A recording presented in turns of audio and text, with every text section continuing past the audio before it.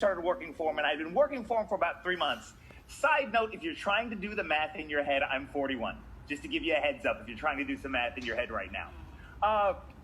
And so I started working for this guy, and I've been working for him for about 3 months, and he says to me, Devon, the co-author of Chicken Soup for the Soul, Mark Victor Hansen, is doing an event. Will you come out to LA and work the table, the booth at this event with me? And I'm like, sure, I'd love to. This will be great. And so we fly out to Los Angeles, and I'm sitting there, and I just started working for the guy. And what happened was the second day of the event, Mark Victor Hansen was calling him on stage, and he was nowhere to be found. And this woman, who is Mark Victor Hansen's assistant, she says, Devon, where's your boss? And I said, I don't know. She said, get on stage. And I said, okay. And I run into the seminar room in front of 700 people.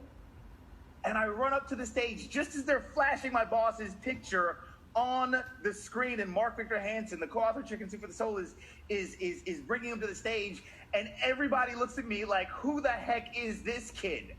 And don't ask me what I said, but I turned to the audience, and I spoke for all of 2 minutes, and I got a standing ovation, and I couldn't believe it. And my boss found out about it, and when he found out about it, he was like, Devon, tell you what, the crowd seems to kind of like you a little bit, so why don't you MC all of our internal events? And I was like, sure, cool, I'll do that, high five.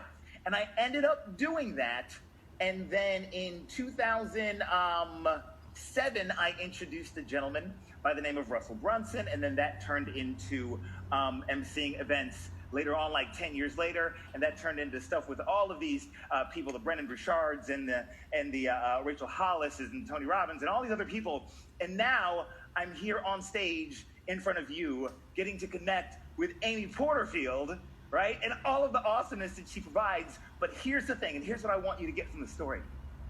It all happened because way back in 2005, when I wasn't ready, something came up and I just decided to say yes. They said, get on stage, and I wasn't ready and I wasn't prepared. And despite that, because the opportunity came up, I decided to say yes. And by me saying yes, it opened doors that I never in a million years could have imagined it would have opened. Because I said yes to that one thing that was beyond scary and beyond outside of my comfort zone back in 2005, I am here in front of you today. And so my question to you is this: where could you be tomorrow if you were to say yes to something that might even be a little bit scary today? I want you to keep that in your mind.